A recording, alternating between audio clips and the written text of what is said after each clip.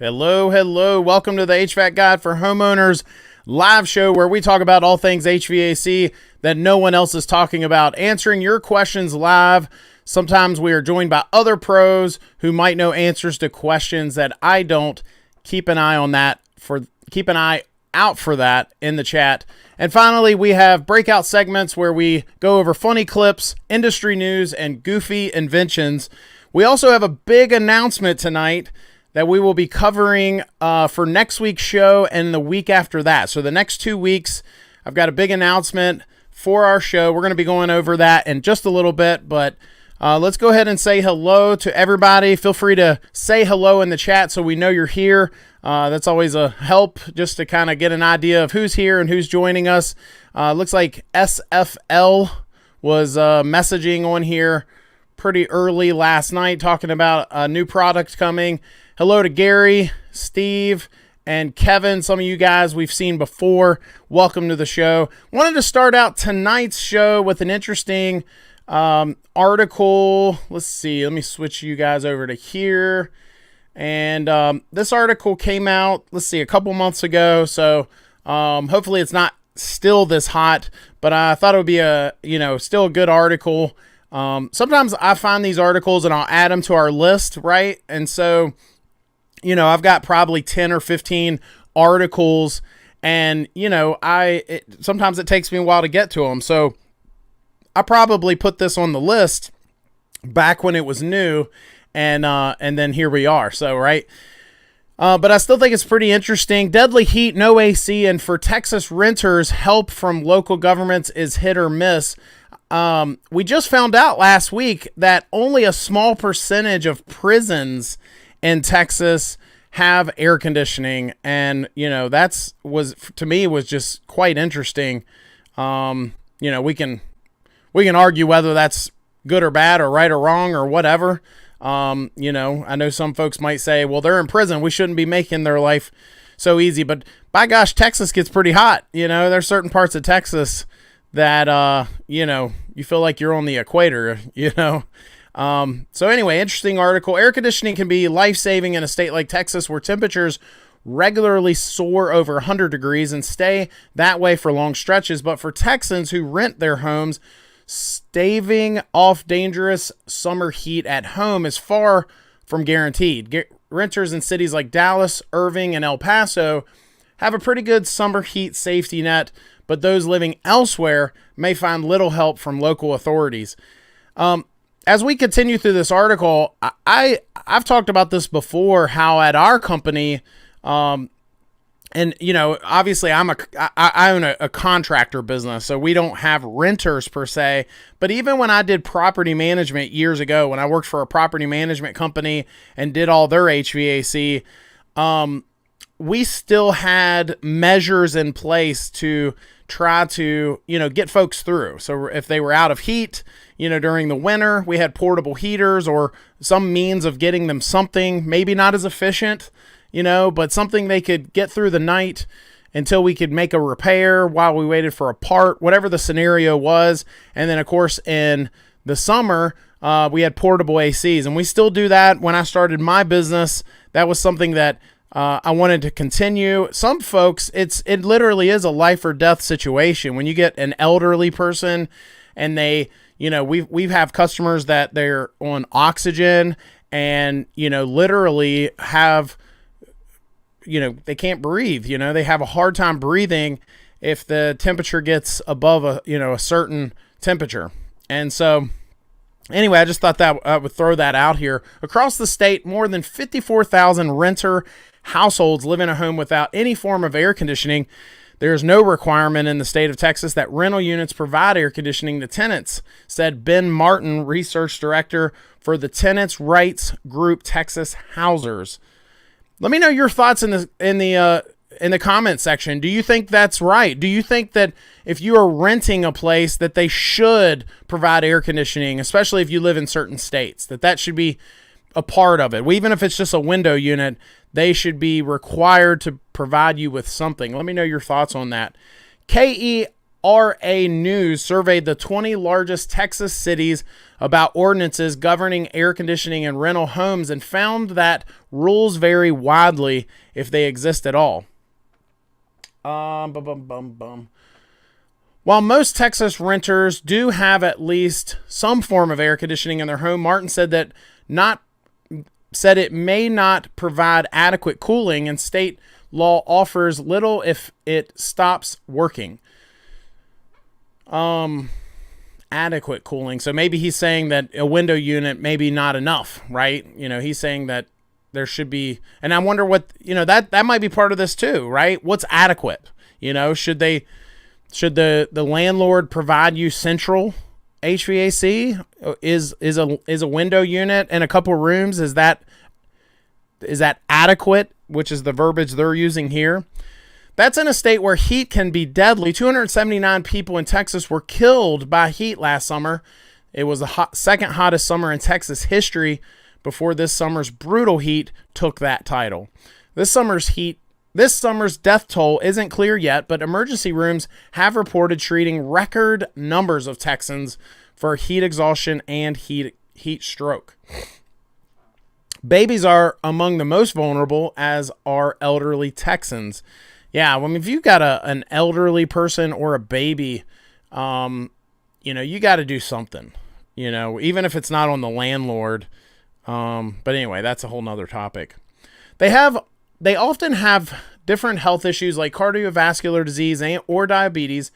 And because of that physiological setup, they are more vulnerable and at risk for having heat stroke and death from high temperatures, said, I'm not even going to try to pronounce that, research director for Texas Energy Poverty Research Institute. So I'm going to put a link to this article. It's quite lengthy article, as you can see. I put a picture of this lady here, who is she oversees the Dallas Code Compliance Division that focuses on rental housing. And so she was on our thumbnail. I just stole her picture and stuck that on there. Usually if you see this fat face on a thumbnail, people don't click it. But all of a sudden, I put this lady's picture on our thumbnail, and the numbers are up this week. The numbers are up. So anyway, I'll put a link to this article here in the chat so you guys can check that out. In case you want to read the rest of that article, you may or may not. But I just thought it was an interesting article. And let's get back to our chat. Looks like we've got a few more of our regulars and a couple new faces. So hello to all of you guys. Looks like we've got Arch, of course, from Arizona. Someday, Arch, I'm going to come to Arizona, and buddy, we're going to have a steak dinner, or at least a cup of coffee. I don't know. You just seem like the kind of guy I want to have a cup of coffee with. Tech Junkie, Avalon Toyota Lover. Okay. Welcome to our show. And I apologize if I'm wrong, but I don't think I've seen your name on our show before, so welcome.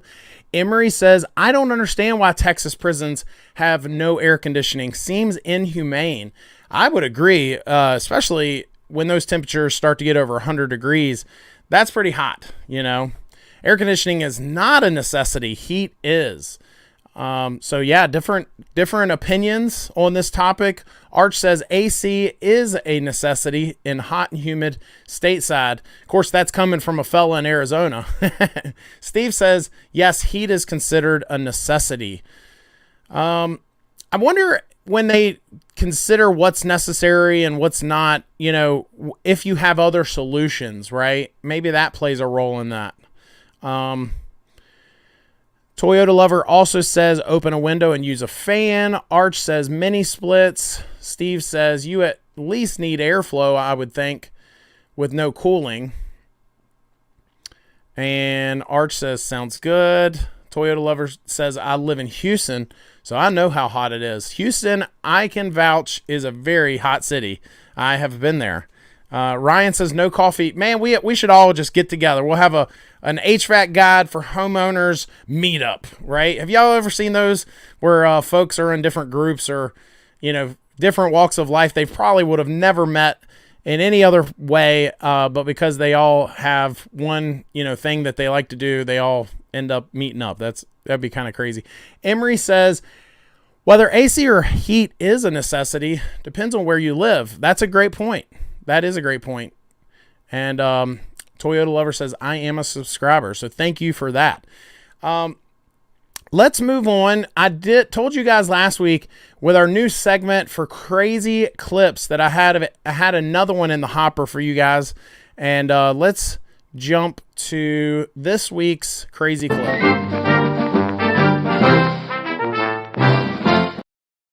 And so this week's crazy clip, let me see if I can get this up here.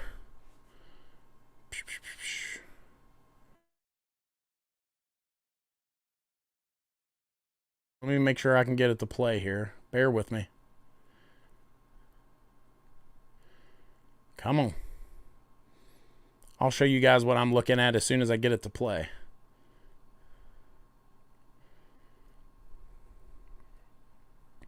And of course it's not going to, because I'm on a live show. It's not going to play for me. Oh, here it goes. Here we go. Here we go. So this is a fella checking for a gas leak. And I can honestly say, some of you other pros that are here, let me know if you've seen. I have seen guys do this. I've never done it, but I've seen guys do this. Check this out.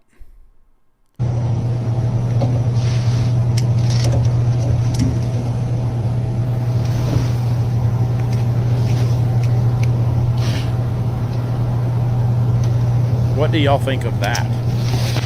How to check, it says how to check for gas leaks. Thoughts on this?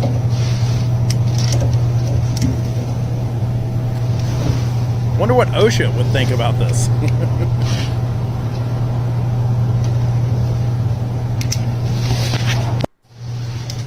Yeah, I worked with an old timer one time that I saw him do this, and I was like, oh my gosh, what are you doing?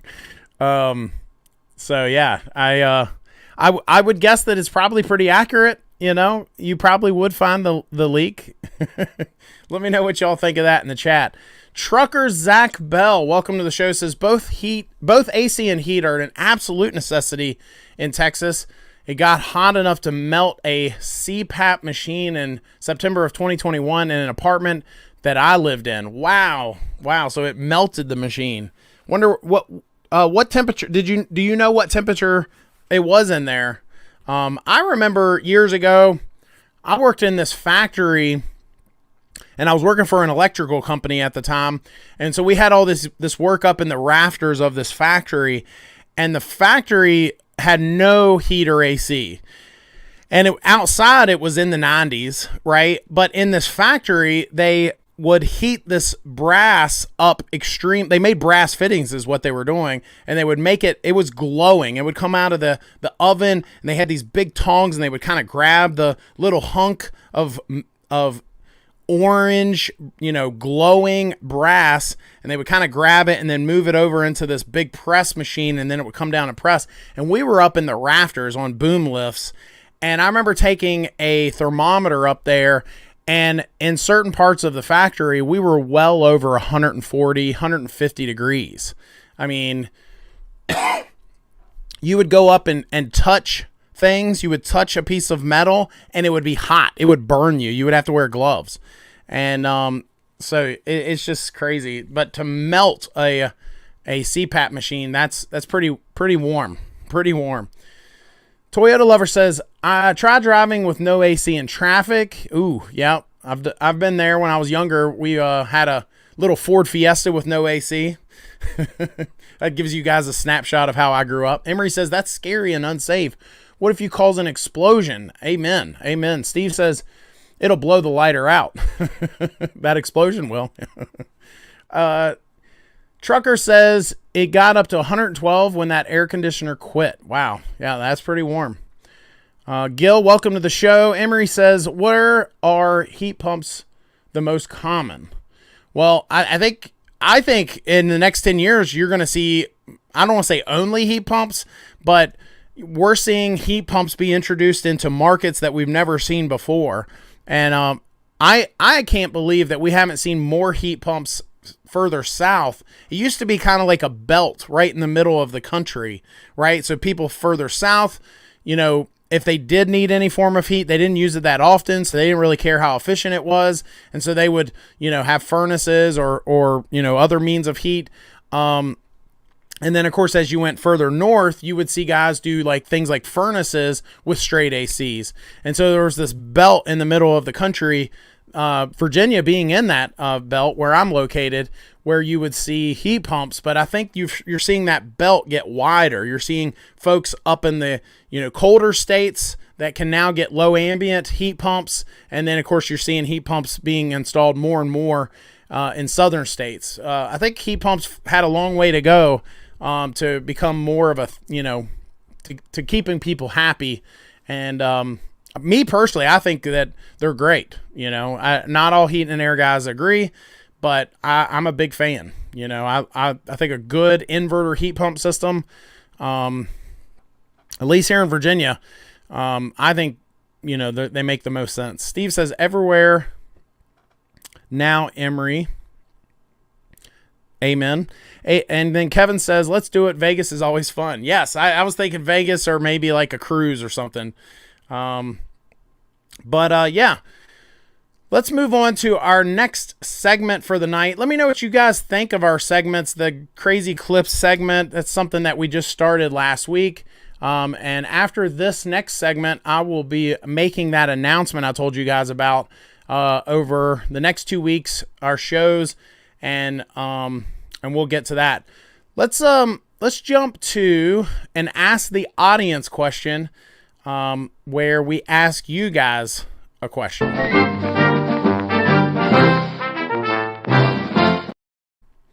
And so tonight's Ask the Audience question is, if you can't meet a heating and air company, so if the heat and air company can only come during the day, and whether it's because you're at work or some other reason you can't meet them, the question is, what do you do? Do you just leave them a key? Do you leave the door unlocked? Do you live in an area where that's okay? Do you leave a key with a neighbor? Do you have maybe a family member come over and meet them? I thought this was an interesting question because how different everyone is. Depending on where you live, it plays a role. Depending on your situation. Me personally, I've got locks on our house that I can give them a code and they can let themselves in. I don't even have to give them a key.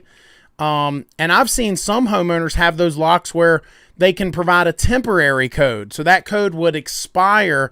I don't know that my locks will do that easily. I think I could go in the programming and do it, and then go in the programming and remove it. But I've seen homeowners be able to do that remotely. They have, Wi-Fi locks of some kind, and they can provide a temporary, code to get into that house. Love to hear your thoughts on that. Comment in the chat about what do you do if your heating and air guy needs to meet you. And Ryan says my comments aren't going through. We did get that one, Ryan. So... But anyway, yeah, what are you going to do? Is it okay for them to be there when you're not there? Do you trust them that much? And if not, what is your solution? Do you have a good neighbor or somebody? I'd love to hear about that. Toyota Lover says, I put heat pumps in small apartments since they now cost as much as gas units. That's a great point too. Years ago, I worked at a property management company, as I've referenced before, and we would sometimes go to order the compressor. They were these old Carrier units, and the outdoor unit, the compressor would cost more than an entire new unit. Like, for real, like more. Like, the compressor would be like $800 and a new unit would be like $750. That included the compressor. I never understood it. I didn't understand, I still don't understand it to this day. But that also plays a role in all this, right? I mean, just pricing in general. As things go up and down, maybe you change what you would install based on that, right? Arch says package heat pumps and gas packs are pretty common out here. Yeah, you crazy Arizona people, you put them on the roof too. You put them on those roofs. Emery says, basically a heat pump is an AC, but with a reversing valve. Very true. Arch says, I wouldn't let them in without being home. Okay. Kevin says, in South Florida, landlords are not required to supply any AC. If they have an AC unit, they are also not required to make repairs. Really? Thankfully, most landlords will take care of any issues. Yeah, I would think that if that were the case, that, you know, you'd probably be getting, if nothing else, some bad reviews online. If you had an apartment complex that, I'm not saying those, if you're not required to provide AC and they need to get their own window unit, then fine. But if there's central heating and air and you, because you're not required to make a repair, just choose not to, that would be, I would think that would warrant a bad review or two. Brian says, some let us in. Yeah, where I live, I actually have lots of customers that, you know, I don't know, you know, why or anything, but we have tons of customers. I would say at least 3 a week, that many. Because I live in an area where people retire to, or they have second homes, and it's not uncommon for folks to just, you know, not be there. And as I said, they'll give us codes or hide a key or do all kinds of things like that. Our unit is on the roof, so most of the time we don't have to be home. Well, that's true. That's a really good point. You know, depending on how your system is installed, maybe you don't even have to be home. You just call and say, hey, it's not working, and they can take care of you without you even having to be there. And that would be a perk to having a package unit, right? That's a really good point. Ryan says, depends on how long I've worked with the company. The first time I'd need to be there to provide context to how my system is functioning. Well, that's another good point, Ryan. So my guys are trained that even if the homeowner is not home, they are to call before and after they're done at the job, right? So they're going to call and say, hey, I'm on the way. Hey, I'm here. I'm in your home. You know, and if for no other reason, I mean, is it good customer service? Yes. But for no other reason, if for no other reason, it's a safety issue, right? If the neighbors see you breaking into the house, and then, you know, the police get called or whatever, it's a safety issue. So you want to let that homeowner know, hey, I'm in your house. I'm here. That's me that's here. And then the other thing is, hey, I'm done. I'm locking up. You know, if you see on your cameras that you have someone walk in front of the camera after this moment, then it ain't me. I'm done. I'm leaving. I've called you and told you I'm leaving your home now, and I've locked up. You know, things like that. So that's a really good point. I had a customer years ago, believe it or not, that had a problem with that. His wife loved us, and she used us for years, and she passed away, and she was way too young to pass away. I think she was like early 50s, and she had gotten the big C cancer, and you know, anyway, so the point is, now we were dealing with the husband, a grieving husband for that much. And, anyway, he told me, he's like, I don't understand why y'all got to call me about everything. And I said, that's just what our guys are trained to do. And at first I tried to accommodate, but then the more I thought about it, I'm like, he's just going to get upset if my guys accidentally call him, you know, cause that's what they're trained to do. And we just decided to part ways. You know, it just wasn't a fit. If you have a problem that I'm calling you ahead of time and letting you know that I'm heading to your home, then that maybe this isn't a fit, you know? Gary says, whenever contractors are scheduled at my home, the boss always gives us personal time or the day off to take care of our home concerns. Goes for all my fellow workers. That's really good too. You got a good boss, pal. Kevin says, we service many homes for, quote, snowbirds. They are comfortable giving a code or key to me only. Kevin, what's a snowbird? Is that the same thing as what they call in my area come heres? If you're not from this area, they call you a come here. So I'm just curious, is that what a snowbird is in your area? And then Brian says, our system texts the customer. Nice. Yep. So, big announcement. I told you guys I would make a big announcement. Up to this point, our live show, I've been here almost every week. I think 1 or 2 weeks, we had technical difficulties and we either didn't have a show or got started really late. I think 1 or 2 weeks I was on the road. 1 week I was sick. But for the most part, so under those handful of nights, we've been here every week. And of all those weeks that we've been here, Arch says temporary or seasonal resident. So is that what a snowbird is? That's interesting. But anyway, of all the weeks that we've been here, you've always had to stare at this fat face and listening to this soothing voice. It's always been me. And so the announcement is, next week we've got a guest. We're going to have our first ever guest on our show. And then the week after that, we're going to have our second ever guest ever on our show. And so our guests coming up, one of them is a fella from AeroSeal. If you've never heard of AeroSeal, they're actually the sponsor of tonight's show. And AeroSeal, ultimately, it's a product or a system that you can connect to your heating and air system and eliminate leaks in the ductwork. Okay, so if your ductwork is leaky, it's got holes, it's got problems, this product will seal all of those holes and leaks and so on. And so we've got a guest. I'm drawing a blank. I don't want to say his name wrong, so that's why I'm avoiding saying his name. Give me just a second, and I'll just pull it up. Let's see.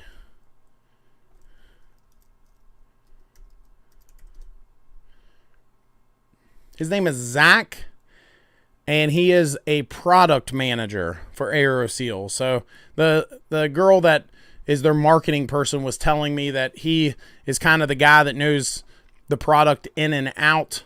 And he's going to be our guest next week. We're going to have our first ever guest here on the live show.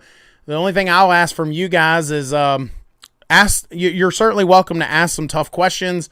But, if we get anybody in here that, is just not being nice about something, then I'll have to unfortunately remove them from the chat. So, just kind of, feel free to ask tough questions, but, that would be my only request. Let's welcome them. They're taking time out of their busy schedules to join us and to talk about some of these things. And so I'm excited about that. Now, so that's next week. We've got Hvac from AeroSeal, and then week after that, now I will say this is not set in stone. Hvac is pretty set in stone. But the week after that, which I think is it the 19th? I think it's the 19th. So next week is the 12th, and that'll be Hvac. And then the 19th, we've got Connie Schroeder. If you've seen my video where we toured the Daikin factory down in Houston, Connie is kind of the head honcho, if you will. I don't know her exact title, so I'll just call her head honcho, but of the ductless products from Daikin. And so I'm really excited about that too, because, that's something that I feel like we don't talk about enough. There's so much noise when it comes to, the ductless side of things. There's plenty of noise on the conventional side of things, right? I mean, you have all these companies and they all say they're the best, and there's all this noise, right? But I would even argue there's even more noise on the ductless side of things. Like, there's just so much, all these companies saying they're the best. Nobody really says why, right? To me, it reminds me of like if you were to have Chick-fil-A, Big Lots, Walmart, and Nordstrom. So if those four companies all came out and said, we're the best, well, they might all be the best at certain things, right? Big Lots might be the best at this thing, but they're nowhere near as good as, say, Nordstrom at this thing. And neither of them are really good at whatever Chick-fil-A is the best at. Does that make sense? And so anyway, the point is it's a very noisy industry. It's a noisy, lots of people throwing information and junk out there is what I'll call it. And so hopefully Connie will be able to help us sift through all of that. And I'm really excited about having her on here too. She's a really, really smart lady, and just my IQ went up just being around her. And so I'm excited about those two shows. We're going to be taking some questions live, but don't be upset if your question doesn't get answered, because we're going to be only answering, a handful or so, if that. We're going to be going over a few things with each of our guests and then maybe answering a few questions. And I'm excited about it, So over the next 2 weeks, we're going to have our first ever guests on our live show. It's going to be live, so you're going to probably see us make a few mistakes. But, you won't have to just see this fat face for the next 2 weeks. So pretty excited about that. Let me know what you guys think. Are you excited about us having a guest or two for the first time? And gives you guys an opportunity to get access to people that, anything short of shooting some of these people an email, that's kind of our goal here is being able to get you guys to see some of this stuff, and to get access to some of these people that, unless you shoot them a LinkedIn message or an email or whatever, you're not going to get this information, right? And so that's really the goal here. I'm just trying to catch up on some of y'all's comments here. Kevin says, yes, they come to Florida for a few months out of the year, but primary residence is usually somewhere up north. So I guess I would probably be a snowbird if I ever were to get some sort of, place to stay down in Florida. Where I live at, if you call somebody a come here, it's not supposed to be a good thing. You're like, oh, they're a bunch of come heres, right? Is that the same for snowbirds? Like if you're like, oh, that's a group of snowbirds rolling in here. We're going to have to stand in line. Normally we would be able to get our order pretty quick, but all the snowbirds are here. Is that kind of how this goes? I'm just curious. Is that a something that you guys do, and is it a bad thing to be called a snowbird? I'm just curious. Ryan says, sounds great. I still have those Daikin questions I wrote earlier. To ask for the show. You're certainly welcome to ask those, Ryan. I will tell you that some of the questions that you have asked, my friend, we may still not have answers for. So, I know when I went to the Daikin factory, you had a few questions that I did ask, and some of the answers I got were, they were like, well, not yet. We can't really talk about this or that, right? You like to ask those tough questions about things coming up in the future and things like that. And sometimes they're a little tight-lipped on that. I have found that. And that's not a bad thing. That's just the way it works, right? And I think the other thing is they don't want to be inaccurate. So if they say, yeah, we're working on this product, it should be out next year, and then next year comes and goes, I have found that with a few things that I have asked for. So anyway, one thing I can think of in particular. But yeah, SFL says, nice to have a guest, but you are so informative. Thank you. Thank you for saying that. Brian says it doesn't snow here. Brian, you're the guy that's in Mechanicsville, right? You guys get snow, right? Every now and then, once every 5 years. Get a little bit of snow, an inch. Ryan says, bring that British guy back you spoke to last year, or another foreign person. It was interesting to hear the comparison of how things work around the world. Jacob, he and I have exchanged messages from time to time since then. So yeah, maybe that would be cool. I would guess, let's see, if it's 9 o'clock here, 9 o'clock p.m. Eastern, Sorry, I can't, my dad always used to say you can't walk and chew bubble gum at the same time. And so I can't talk and read comments at the same time either. But anyway, that's a really good idea. I actually think that Jacob would be really good to have on our show, but I think it's probably like, if I had to guess, like 2 a.m. there, right? If it's 9 o'clock here and they're like 5 hours ahead of us, it would be hard to have him on our live show, but maybe we could do something else with him again. He's a pretty smart guy, definitely. Arch says there's some of that attitude towards snowbirds here in Arizona, but they forget that snowbirds pump a lot of money into that local economy. That's very true. So maybe it's not a good thing to be called a snowbird, but by gosh, we're glad you're here. Florida insurance is so high now, I don't want to be a snowbird after this year. Jamie says, I saw you were going to the Ferguson facility. Which one? What brands does Ferguson make? So Ferguson doesn't make anything. They're a supplier. So they are a distributor for a lot of different products. And that video, I'm hoping it's set to go live tomorrow. But they just emailed me a few things that I've got to get straight before that video can go live. They emailed me about an hour ago.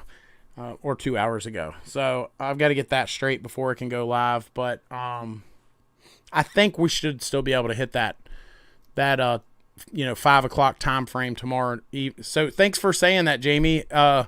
Any of you guys, look out for that video. We toured, just like we did with Daikin, we toured Ferguson, which is one of the largest distributors in North America. We were able to tour one of their branches. The one we toured was Norfolk, which is kind of like a hub for several of the smaller satellite branches around there. And so it was pretty interesting to kind of see behind the scenes there. And of course, we brought some cameras along and had a good time.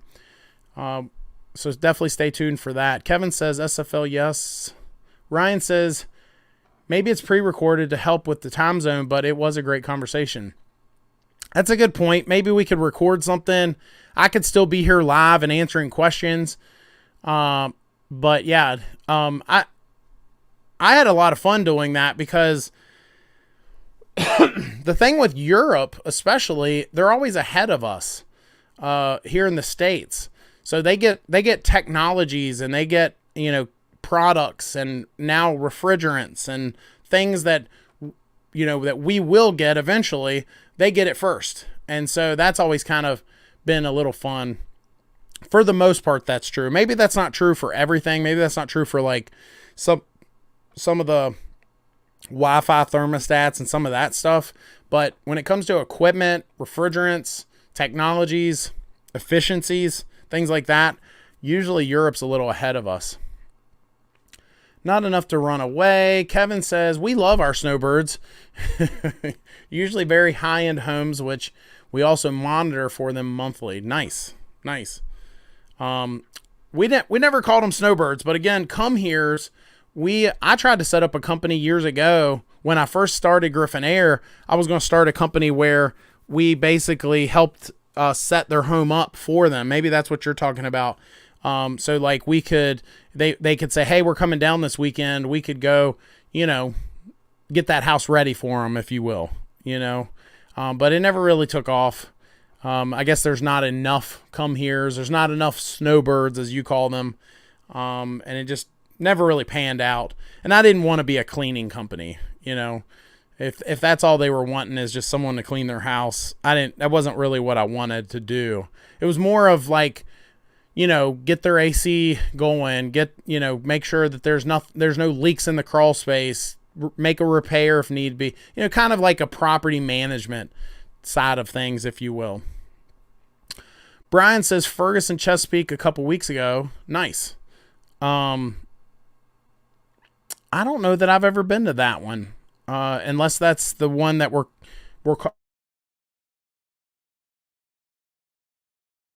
probably Chesapeake probably has its own branch. So that's probably a different one. Arch says, I've bought Toto toilets from a local Ferguson, but won't sell heat pumps to the public. The one here does. The one here, you can be any Tom, Dick, or Harry, and you walk in and they will sell you. Now maybe that's changed. Maybe that's not true for all of them, but I've been in there when they will sell heating and air equipment directly to a homeowner. What's really cool, I'll just go ahead and share with you guys an interesting stat about Ferguson. that I didn't know is they said that the majority, now they gave me a percentage, but I don't know how accurate it is, so I'm not going to say the exact percentage. So I'll just say the majority. The majority of Americans live within 60 minutes of a Ferguson branch. Within 60 minutes. So no matter where you live in the United States, most folks could jump in their car and drive to a local Ferguson within an hour. Within an hour you could drive to a Ferguson. Just thought that was crazy. I mean, I knew they were big, but that is big. And that's not counting the folks or the branches that they have in Canada. That's just the US. So that's quite a task, right? To keep up with all of that. I just can't imagine. So anyway, yeah, we've got a couple guests coming up next couple weeks. And I'll be honest with you guys. I've never had a guest on here, and it is live, and you guys have seen me fall short a few times with the technology and stuff. So I'm really hoping that it does, that everything goes okay, and you guys get something out of it. That's kind of the goal here. Ryan says, what's the top selling brand they distribute? So I don't know the answer to that. I did not ask that question. However, I do know that, and this is not just Ferguson, this is true for a bunch of distributors, depending on what state you're in, will sometimes play a role in what brand they sell you. And so, for example, the Ferguson around here sells Goodman, but if you go to South Carolina, they sell Rheem. And I think there's reasons for that. Sometimes it's got to do with distribution that's already in place, and then a supplier moves to that area, things like that.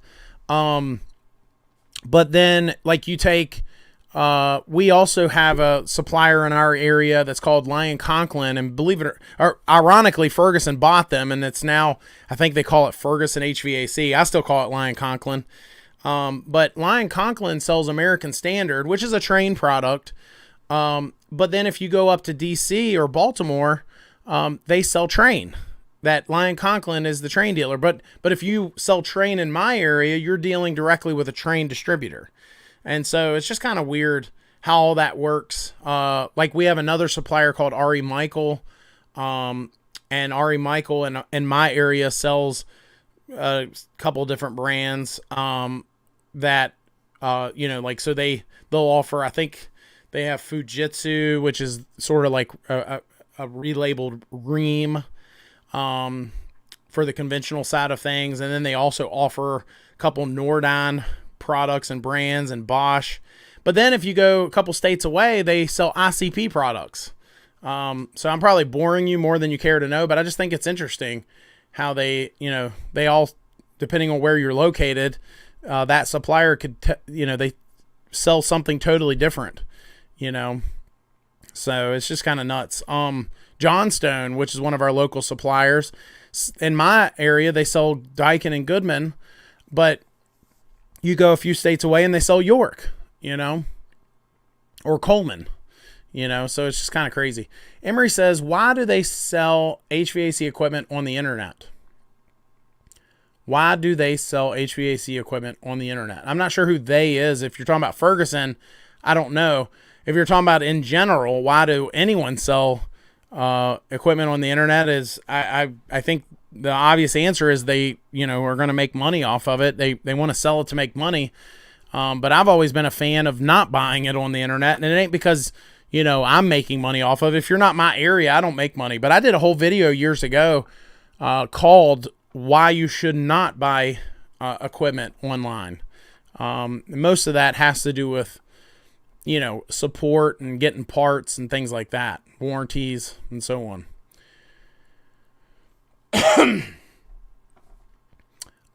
Brian says, I don't even know what that says, pal. Fujitsu class VRF. So that must have been why he was in Chesapeake. I've never been to, I was invited to a Fujitsu class with them. And I was also invited to a GRE class recently. and I didn't go, and I couldn't go. There was a schedule conflict, but I regretted it. I really wished I would have gone, not because I want to sell it, but just maybe I could have gotten some info out of that, for you guys, if nothing else. So anyway, let's go to our last segment of the night. Our last segment is probably my favorite segment, which is our goofy inventions.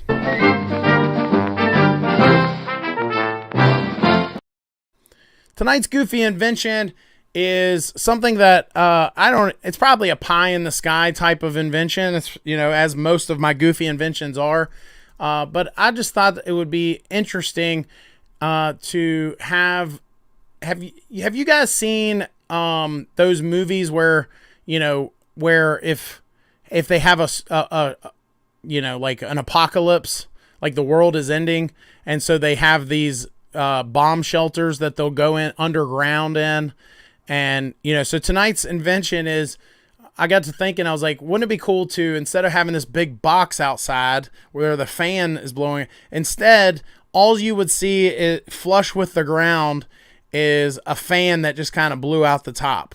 Now, we could all start talking about things like geothermal and how that may already be kind of an invention anyway, but figuring out a way that system could be more buried and you would just see a fan blowing out the top, almost like a storm drain. But then, of course, the more I think about it, we would have issues with, air across the coil and things like that. But ignoring all of that, wouldn't it be cool, instead of having, these units that sit outside of our homes, whether you think they look good or bad, or you put something around them, wouldn't it be nice if instead you just had where you just see almost like a storm drain with a fan blowing out the top? So my goofy invention tonight is your outdoor unit would be buried and all you would see is a fan blowing out the top. What do y'all think of that? Logistically, I don't know if it could ever even happen, but wouldn't that be cool? Instead of, having this big box outside, instead, all you see is a couple copper lines that go into the house and then this fan that's flush with the ground just blowing out the top. Wouldn't that be cool? I don't know. What do you think? Is this the goofiest goofy invention I've ever come up with? Probably. But let me know what you think in the chat. Arch says one of the employees that, because of a railroad strike, the water heaters got rained on and ruined. They had about 50 of them outside by the parking lot. I wouldn't think, unless it sat out there for an extremely long time, I wouldn't think that would ruin a water heater. It might rust the outside of it a little bit. But that's interesting. Arch says they sell A.O. Smith water heaters, which are supposed to be much better than Rheem. Yeah, I don't know about all that. I've heard this whole water heater thing, it's probably worse than heating and air, because how heating and air, some guys will say, oh, well, so-and-so's better than this, this brand's better than that brand, right? And they'll have their reasons. But then, the very same brands, another guy might say, yeah, but that brand is better than this brand at this or that, right? And so water heaters, I don't know, when guys are like, this brand's so much better, I'm like, why? Is it really? And the reason I say that is we install Rheem water heaters at my company, and I think they work fine. I actually, I'm not going to mention the brand, but there's another brand of water heaters that portray themselves as a premium brand, and I think they're kind of junk. We've had issues with them over the years, but I'm not here to bash anybody, so I'm not going to even say. But I'm just saying, I think that the Rheem water heaters that we've put in have been a better product than those, Ryan says, so these distributors only sell one brand in an area. I thought they offered many to their contractors to offer. Ryan, that just depends. Some of them only offer one, and some of them offer several. I've never seen one offer more than, say, 3 or 4. And even if they do offer it, they probably don't have the equipment on the shelf, if you know what I'm saying. So like, in other words, I actually have multiple suppliers in my area that I can buy a Bosch from. But only one or two of those actually have them on the shelf or keep parts, so, but yeah, I would say in general, most of them only offer one or two, only offer them and keep the parts, Brian says jerry rig everything is doing that now. Ryan and Brian, right? I got to keep you guys straight. Ryan says that would be cool. No more large units outside the window blocking the view. Exactly. That was the thought here. I appreciate you playing along, Ryan, because the more I thought about that idea, I was like, somebody's gonna say, well, Josh, that would never work for this reason or that. Of course, it's hard to get air across a coil if it's buried, but. I appreciate you playing along. Arch says, I didn't either, but maybe they couldn't sell them as new. Very true. Buried has too much water. That's true, Brian. Arch says the 1K water heater Ferguson carries another expensive brand. No comment. Moving on. Ryan says, I have a Rheem hybrid heat pump water heater and love it. You beat me to it. I was going to ask you if you liked it because when mine dies, that's probably what I'll get. I've got the top of the line, the 12-year warranty, automatic water shutoff, all the stuff, Wi-Fi technology, all that water heater, but it's not heat pump. And I look back and I wish I would have gotten the heat pump one, spent the extra money, and I will eventually. I wonder if the brand you are stating that thinks highly of themselves is BW initials. BW. It's not. And I don't even know who that is. I'm drawing a blank on who that is, Ryan. So feel free to name drop them because that's not who I'm talking about. Emery says, why kind of HVAC do you have at your home, Josh? Great question. It's a question I get from time to time. Bradford White. Gotcha. Okay, my bad. No, I was not talking about them. Although, well, anyway, that's not who I was talking about, but we'll just leave it at that. Emery says, what kind of HVAC do you have? So I have two systems. I have an upstairs and downstairs system. I used to have a Goodman on each floor. So I had a Goodman package unit for the downstairs, and I have a Goodman split system for the upstairs. It's a heat pump system with no backup heat. And so it does struggle sometimes in the winter when it gets super cold outside. But when the package unit started to fail and we pretty much knew it was time to replace it, I jerked that package unit out, pulled all the ductwork back into our crawl space, and then I installed a Bosch system. It was before we were a Daikin dealer, and when the upstairs system fails, I'm going to do a Daikin fit. So hopefully that answers your question. Jamie says, are electric water heaters more efficient than gas water heaters? Depends on what kind of gas. If it's natural gas, I would say, if you're saying efficiency from a money standpoint, I would say natural gas is probably going to be your least expensive way, unless you're talking about a heat pump. So a heat pump water heater might be the most efficient, right? And guys, if you are here with us, do me a favor. As we start to wind down, as we answer these questions and we, move closer towards the end of our show, we're not ending anytime soon, but when we get there, do me a favor in the meantime and share a good heating and air company that you know of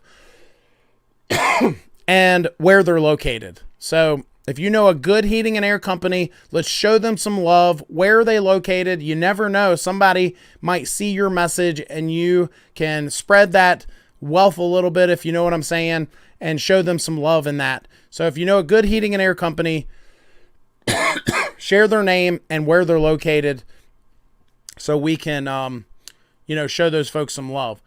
But Jamie, I don't know if that answered your question, but yeah, ultimately I think that, yeah, Tech Junkie says that's loaded. There's just so many variables with that, but hopefully that kind of gives you some direction. Gave the right answer to the wrongly worded question.